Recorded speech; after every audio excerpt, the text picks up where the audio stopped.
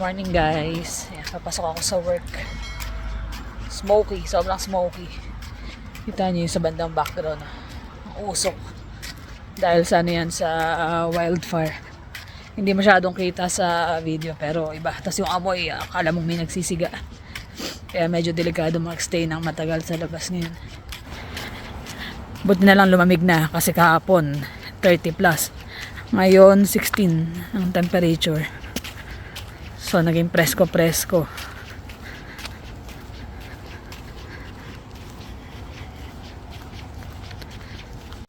Ayan guys, nakauwi na ako. Nakakaano ng para ng ilong yung ano ng hangin ng ano. Sakit ng ulo ko eh. Yung sa usok. Yung usok nung ano nung... Yung quality ng hangin talagang pangit ngayon. Dahil nga sa ano. Kailangan hindi yung puro usok maghapon. Hindi naman ganun. Uusok siya, magiging parang pagi. Tapos maya mahangin, mawawala. Maya meron na naman. Kami na umaga, nung pinakita ko nga sa kanila, pumasok ko. Kasi ano, kala mo may nagsiga eh. Kaya hindi masyadong kita. Pero di ba kita natin yung mga bundok dyan sa may ano. May picture nga ako. Pinicture ko yung araw kahapon. Kulay pula. Sobrang pula na eh. Parang ano, alam mo yung parang may bagyong parating. Oo. Tapos ingat-ingat talaga dun sa ano. Ayan o. Iba yung kulay, no? Kala mong ano eh. Parang hindi totoo eh, no? Oo. Pero yun talaga yun. Sobrang pula kagabi. Kahapon, bago lumubog ang araw. Ganyan ang kulay niya. Sobrang ano, kanina pagpasok ko, madilim dati, liwanag pa nun, ano, Parang sobrang kapal ng ulap. Pero buti na nga lang, ngayong araw na to, maganda temperature. Nag-16 lang kanina umaga. 16. Tapos ngayon pauwi ako 23.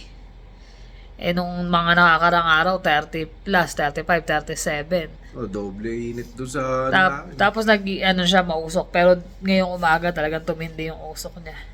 Grabe na yung sunog sa Jasper.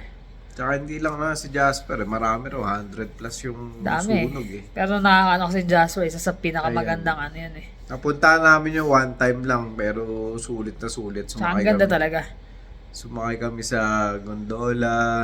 Oo, Tapos before ka makarating sa Jasper, dami madadaanan. nadadaanan mo yung mga, ano ba yung mga nadaanan? Athabasca, Athabasca Lake. Falls.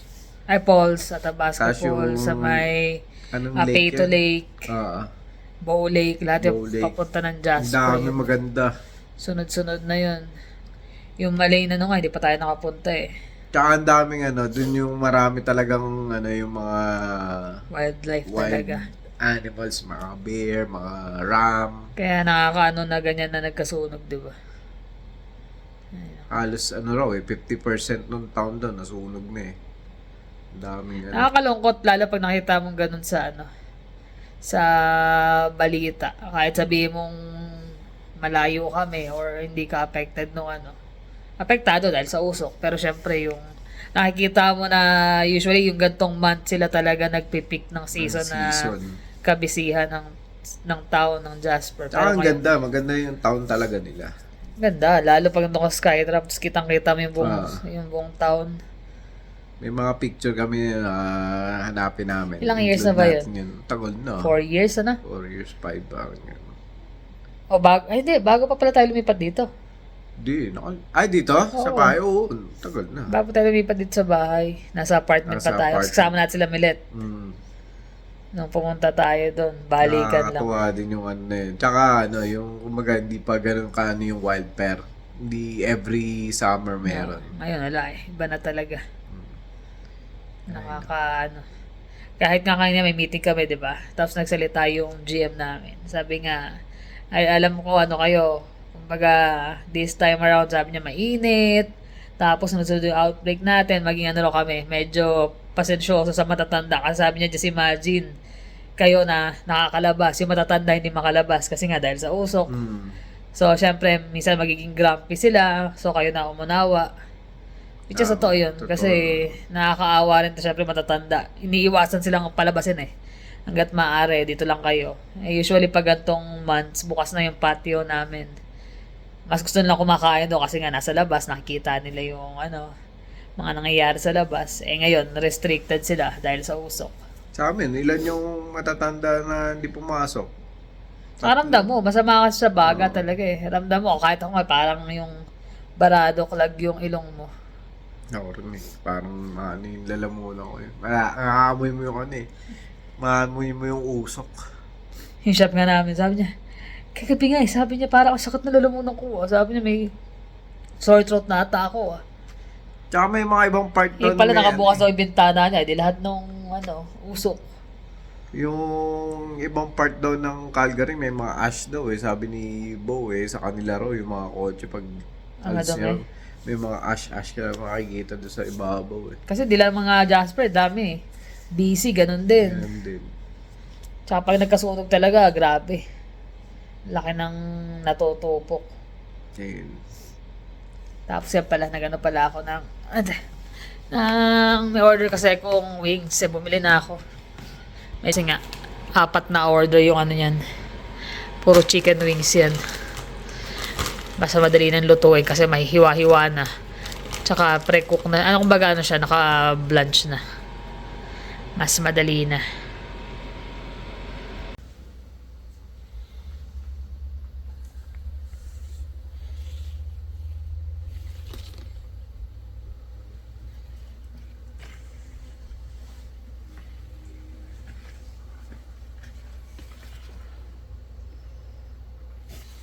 Yan ang aming mga indoor plant na lang. Hindi sila pwede masyado sa ano ng araw eh.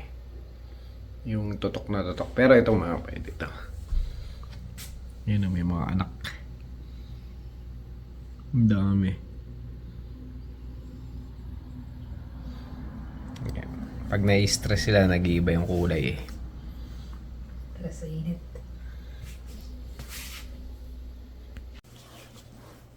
Yan. Tambay lang. Parang sobrang lungkot sa labas, no? Iba yung pagkakulimlim niya. Yan, nandito lang kami sa may tapat ng bintana at sa mga alaalaman. Chinecheck lang namin yung mga halaman. Nakakatuwa itong halaman niya eh. Yan. Cute ng Iba yung kulay. kulay. Tapos ito lumalaki. Habang lumalaki siya, nawawala yung pagka-pink niya. Ang dami na, ito, puro bagong usbong na yan. Kasi di ba lit lang nung, kailan lang namin ito? Last week lang? Ang laki na nung nadagdag. Kaya lang, yun nga, tumutubo. Parang unti-unti nawawala na Nagiging yung green na. Pero okay pa rin naman. Ganda nga eh. cute ng kulay. Ayan. Masaya si Boss lang, naging green, nawawala na yung pinaka. Hindi na na-stress. Kawawa din yung mga halaman na ano eh. Naiwan sa Walmart.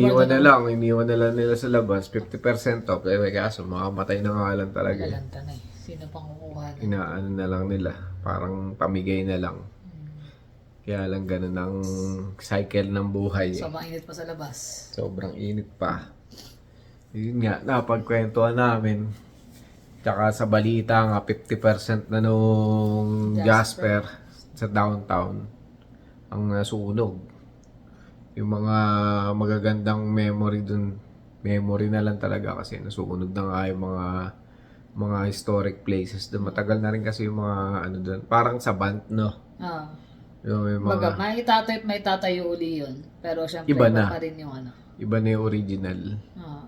Tsaka may mga cottages dun, di ba? Doon sa may... Oh, tsaka ang daming ano, kung may mga Pero doon sa may, ano, hindi nasunog yun, ano? Doon sa may, ano kaya? Doon sa may... Siguro, taas nun eh. Pero puro puno ulit Kaya sa paligid puno nun eh. yun eh. Yung doon sa may, ano? Skytram na sinakyan Skytram, namin. oo. Kasi yung pag-akyat nun, the rest yun. Paano yun eh? Puno eh. Puno. Oh, bundok nga eh. Tapos maraming cottages sa baba doon. Tapos mga shop, coffee shop, ganyan. Mamalit na kainan. Nakakainan, restaurant. Sana nga yung ulan sa Pinas eh. Mapunta na lang doon sa may mga sunog dito. Yung pa isa. Kumbaga, sa Pilipinas naman, sabay naman na nag-uulan. Grabe ba? Yung mga dating, yung area namin sa Bulacan, sa Giginto, hindi basta-basta dati yun, ang mga bata kami ah. Hindi basta-basta lumulubog sa baha yun. Pero ngayon, lubog. Lubog na lubog.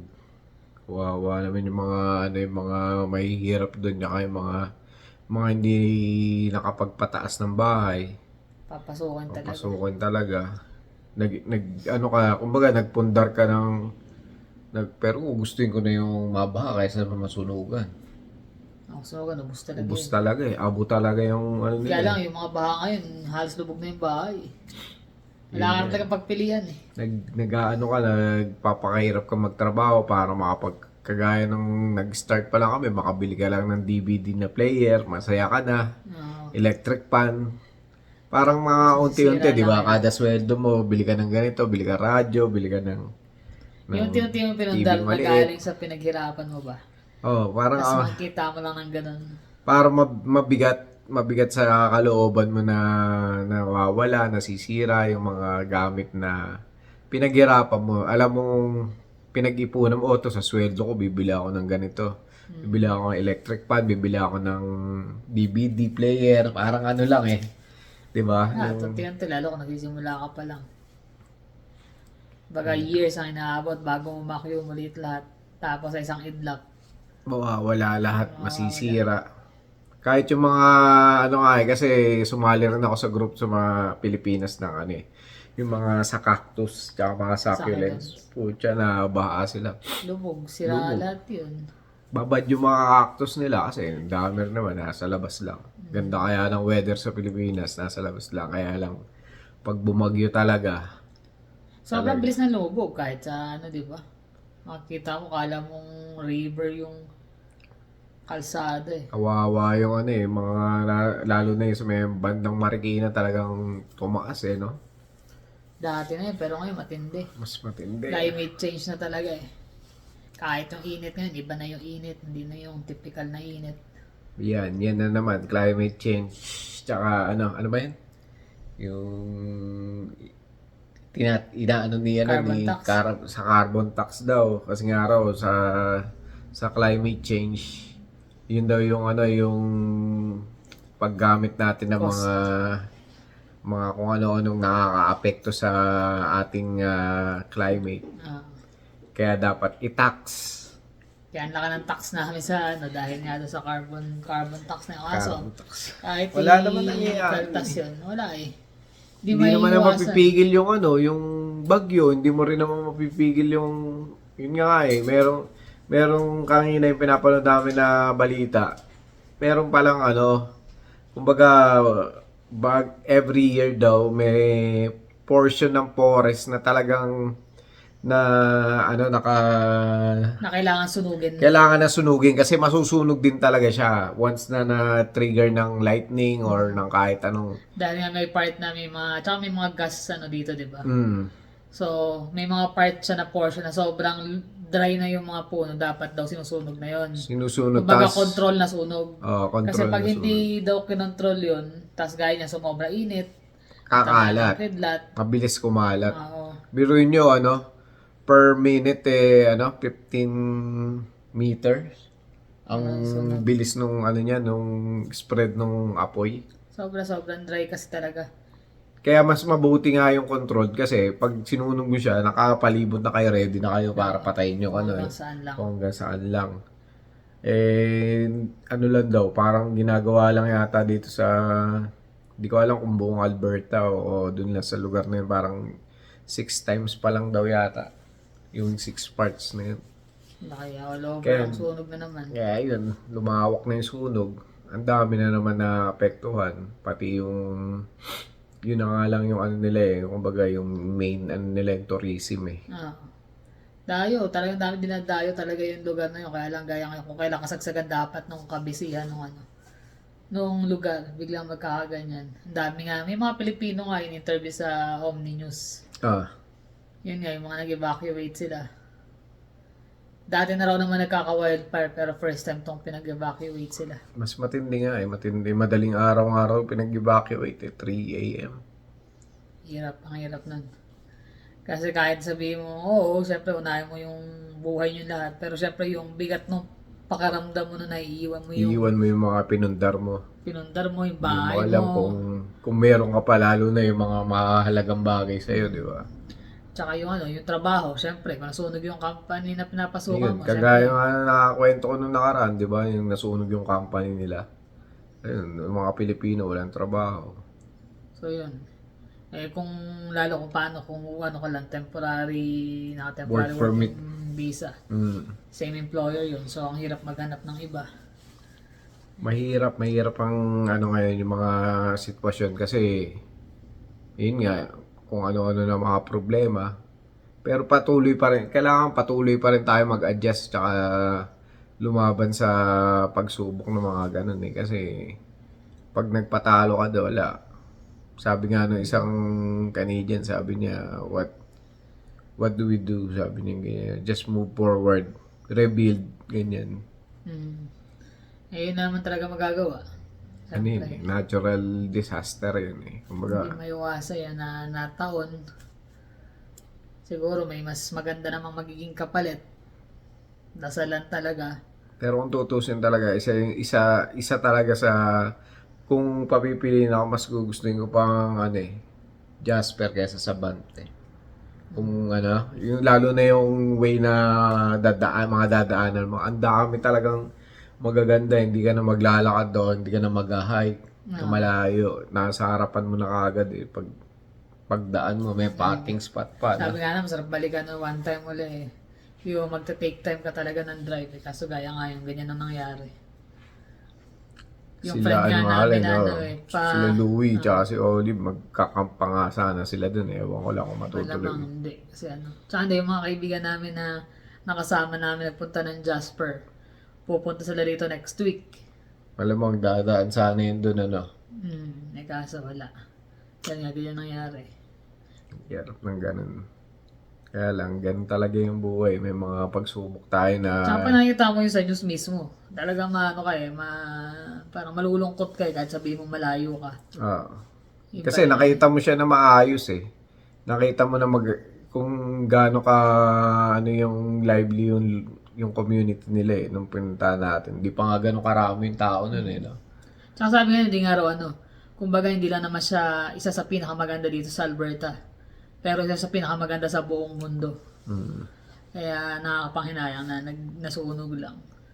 Takes time yun bago maging gaya ng dati. Oh. Mahabang Saka panahon. parang ano eh, no? Bakit kailangan umabot pa doon sa downtown eh, di ba? Nasunog na lang sana yung ano, Malayo. malayo na lang. Kaya lang, hindi mo naman mapipili yun.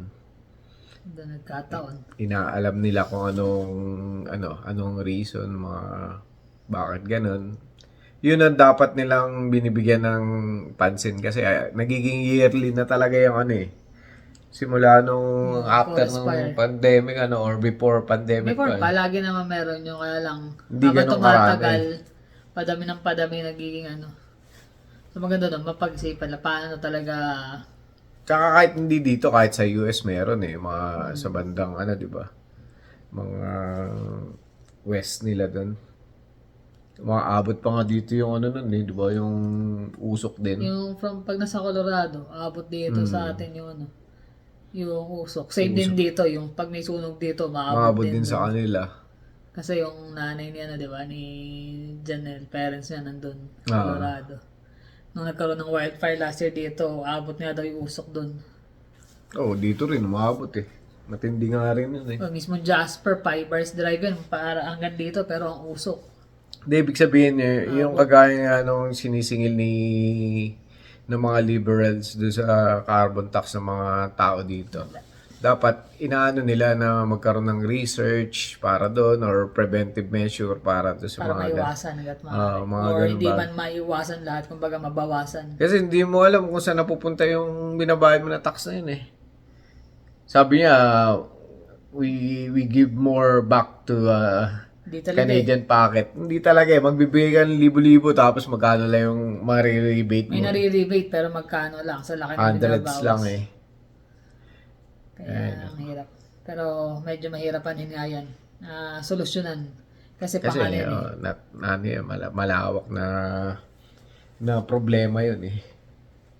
Kaya kailangan malawak yung pondo mo para mabigyan mo ng solusyon. Actually, may mga dumating na araw na bombero na galing na Mexico eh.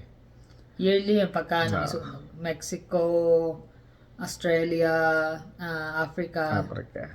Doon nanggagaling yung mga karamihan ng mga firefighter na volunteer. Ang na naman talaga sa sa Canada. Sobrang welcoming halos lahat ng ng bansa pag may mga gera. kinukuha nila yung mga refugee talaga. Tsaka Kaya yung nga mga pag may mga ganyan, dami rin bansang tumutulong talaga. tumutulong. Yun lang ang kagandahan talaga sa Canada. Lalo ganyan naman daming may forest fire dito around sa Canada. So kailangan ng extra talaga mga tulong. So malaking bagay na galing May sa iba't namatay ibang daw bansa. na na bumbero eh. Mga namatay tapos may mga nasuffocate din sa mga usok. Oh, ultimo nga iba dun sa may malapit na sa noon, minove na rin nila yung mga firefighter dahil nga sobrang ano na ng usok. Sobrang kapal, delikado na. Kaya Yan. Na-share lang naman namin kasi nakakalungkot na din. ano rin eh. Kahit yung sa Pilipinas, nakakalungkot talaga. Kaya lang, yun lang yung talagang kaibahan sa Pilipinas. Kahit na anong trahedya, na mga problema, makikita mo yung mga tao, makikita mo naliligo pa, nag-swimming. Parang sige, wala tayong magagawa. Ganun talaga, di enjoy na lang. Naliligo sa Naligo sa baha. namamangka-mangka. Ganun Mas ang ano madaling natin eh. tanggapin, mas mas maluwag. Ganun ang ano natin eh, yung characteristic ng mga Pilipino talaga masiyahin kahit saan eh. Kahit may mga problema mabibigat, basta tulong-tulong. Parang nakakabawas ng ng sama ng loob. Kasi alam mo, nagtutulungan kayo, tsaka marami kayong Baka nga may nagiinuman pa eh. Ayun nga. Ay nako. Ganun talaga. Siyahin talaga ang mga Pilipino eh. Yun ang Pero- maganda. Pero dito, hindi talaga eh. Trahedya talaga eh. Kahit yung premiere namin dito, si Daniel Smith, naiyak siya pa eh. nga. Kasi maganda talaga yung lugar na yan, sayang. Sayang. Tsaka malaking naitutulong na sa economy din. Oo, ng sobrang Alberta. laki nun. Sobrang laki. Tourism. Binadayo pa ng tiga iba't ibang bansa yun, tsaka ibang province. So ngayon na yun. Yung mga nagpa-plan na magpunta ng Alberta, Oo, wag Medyo muna, iwas muna dun kasi- iwas muna dun. mahirap nang mastak sa pupuntahan nyo. Yeah. Yun lang naman. So, paano guys? Na-share lang namin. So, sana yung mga tiga rito, tulong-tulong na lang kung ano yung may tutulong Oo. natin. Kahit nga sa tubig nga lang, yung nawalan tubig. Tipid na lang Tipid, muna. tipid. Oo. Sabi nga nila, magtipid daw sa tubig kasi nga ganyan, pag nagkakaroon ng sunog. Kailangan nila ng mas maraming tubig. Kaya yung mga halaman nga namin, iwas-iwas sa dilig. Buti na lang yung mga halaman namin. Parang once a week lang yan. Hindi kailangan na masyado Hindi kaya maraming tubig. masyado. So, yun yung sinasabi nila nung nasiraan dito na magtipid kayo kasi pag may nasunog, mas magiging mahirap. So, yung mga simpleng para na gano'n na pagtulong mo, malaking bagay. Malaking bagay yun. Yun naman yung kagandahan dito, kagaya nung nagkaroon ng power outrage. Parang sabi nila, magtipid muna raw sa kuryente, di ba? Sabi nila, tiwas muna. Pagdating na halos karamihan patay ang ilaw. Patay mga ilaw, mga ano. Ano pa yun, winter yun, December? So, pag nakiusap ang nila, pag nag-post na sila or nag-send sila ng Amber Alert maano yung ng tubig natin, kailangan magbawas. Matik yun. Makita mo Yun lang talaga. yung maganda dito kasi merong kumbaga may pakialam do sa nangyayari, hindi do sa wala kang pakialam, basta gagawin namin to. Nagkakaisa do sa ganun. Sana lang sa lahat ng paraan, sa lahat ng bagay magkaisa. Kaya lang yun yung mga imposible na minsan eh. Mahirap yun, mahirap. Hindi lahat magiging ganun talaga. Hindi. May mas magaling din. Lagi. Tama. Sino naman, kami manonood na muna. Ayun, na-share lang din namin kasi nga, yun nga, nakakalungkot lang. Kaya ingat-ingat kayo dyan sa Pilipinas at sa mga nandito sa Canada. Alam nyo naman yung mga balita, makinig kayo ng balita. Yung mga malalapit sa mga ganyan. Doble ingat, tsaka abang-abang. Oo, Para kailangan alam nyo yung nangyayari. Tsaka yung mga documents nyo na importante, ilagay nyo na sa isang bag or sa tapos yung mga gamit nyo. Ready nyo lang, kumbaga, lalo na yung mga Pang first aid kit. first aid kit, lagi yan, dapat. Para kung kailangan maganyan bigla ng evacuation, at least dampot ka na lang, alis. Oo. Mas mahirap pabutan ka ng mismo, andun na yung sunog. Tanggalin mo muna yung mga tent dyan sa likod bigla lang. Pero dito naman kasi sa Calgary, medyo wala naman masyado mga puno-puno. Ang lilit nga ng puno dito sa tapat eh. Sana hindi masyado, kumbaga. Pero yung mga bandang dulo-dulo, di ba? Oo. Doble ingat pa rin. Lalong-lalo na yung mga nasa Pinas din na ano ng baha. Oo, yun. Ang dami na apektuhan dun. Kahit sa mga amin, tiga sa amin din, ganun, inabot din. Ingat-ingat na lang. Wala tayong magagawa kundi ano na lang. Magdasal na lang. Pagdasal na lang natin Sana mahinto na. yung mga ganyang nangyayari. Paano guys, napahaba na.